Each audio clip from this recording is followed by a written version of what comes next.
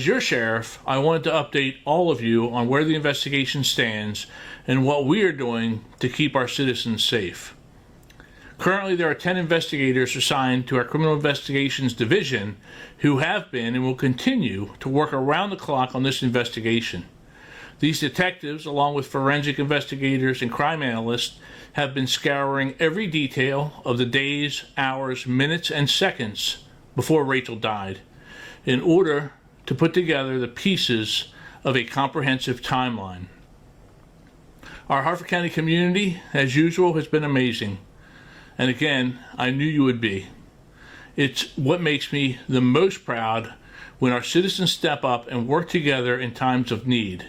Through you, our Facebook page and reach has gone over 2 million people. You have brought forth more than 100 tips, and they are still pouring in. Some of your tips have been promising and tremendous in advancing the investigation and bringing us closer to getting the answers that we need, the answers that Rachel's family needs, and the answers that our community needs. Each tip helps bring the picture into focus, so I ask you to keep sending them in. Even if it's something you think is insignificant, that might be the key piece of evidence or information we are looking for. I also know many of you are nervous to spend time on the trail, concerned that there might be someone in our midst preying on women.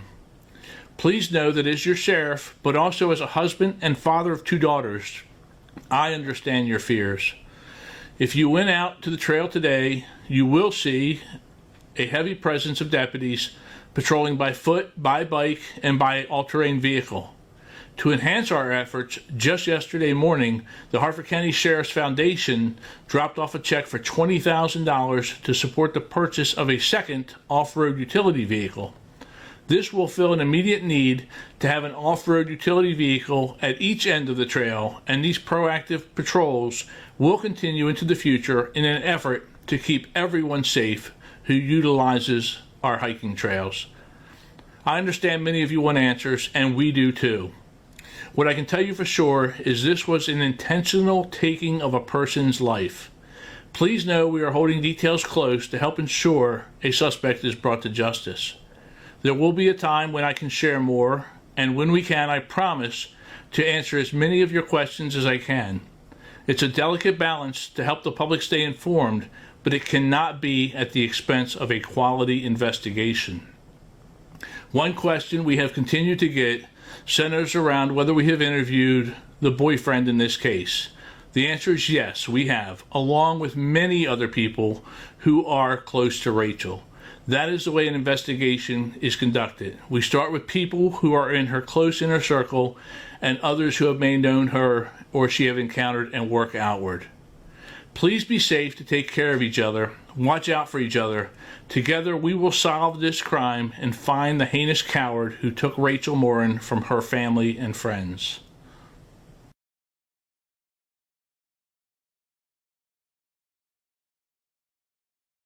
I had never walked it myself. For Michael Gabrzeski, I told my stepdaughter, I said, look, it's not going to be laying out in the open. The Ma and Pa Trail in Bel Air, uncharted territory. I said, she's going to be tucked away somewhere. But the former National Park search and rescue officer has extensive experience tracking down missing people. So basically, it's my passion to bring closure to that family by bringing her back and not having them wonder what happened. Following reports 37-year-old Rachel Morin left for a walk and never returned, Gabrzeski and his stepdaughter taking off on a search rooted on instinct. I just kept seeing tunnels in my mind. I don't know why, but I just kept seeing tunnels. Despite law enforcement swarming the area for almost a full day, Gabrzeski's stepdaughter locating the body in about an hour. The deadly discovery. Once we got down there and I started seeing them tunnels, I started getting goosebumps. Made in a tunnel drain not far from the trail's main entrance. I saw a terrible mess. Gabrzeski's visions meeting the reality of a gruesome scene. There's not going to be an open casket, I can guarantee you that. He says Morin's body found in a pool of blood, suffering severe head trauma, an injury he believes could be the result of a rock. My daughter said that there was a big rock down there that was all caked in blood. I I understand many of you want answers, and we do too. The latest update from the Harford County Sheriff's Department declining to mention how Morin died and not yet naming a suspect. This is Morin's boyfriend quickly taking to social media, proclaiming his innocence. Richard Tobin writing, quote, "I love Rachel. I would never do anything to her. Let the family and I grieve." I mean, it could have been his way of grieving, but it's not about you. It's about her. It's about bringing her home. And somebody's mother, somebody's daughter. She left behind 5 children. Whoever the killer is, Gabrzeski convinced it's someone with close ties to the victim. Because it's too personal. If somebody were just to do a thrill kill, it wouldn't be as brutal as what we witnessed. Rebecca Pryor, Fox 45 News. Okay, so Rebecca Morin is feeling heartbroken. This is Rachel Morin's sister, and she started a GoFundMe in honor of her sister. So she writes, "I raised the goal as we would like to do a large celebration of life for Rachel. We had no idea the amount of people she touched, even in just her everyday life.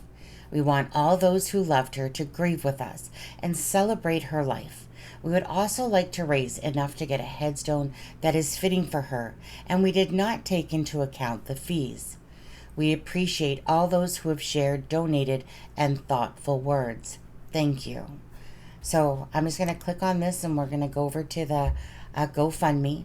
So far it has raised $41,732 in USD of the $65,000 goal. Now, again, she just said that they had increased it because they didn't realize the expenses that were involved and that any additional money will go to Rachel Morin's 5 children. So, again, if anyone can dig into their pockets, perhaps, and donate even just $5, $10, anything that somebody has available and is financially available to do so, then I'm sure this family would greatly appreciate the love and support.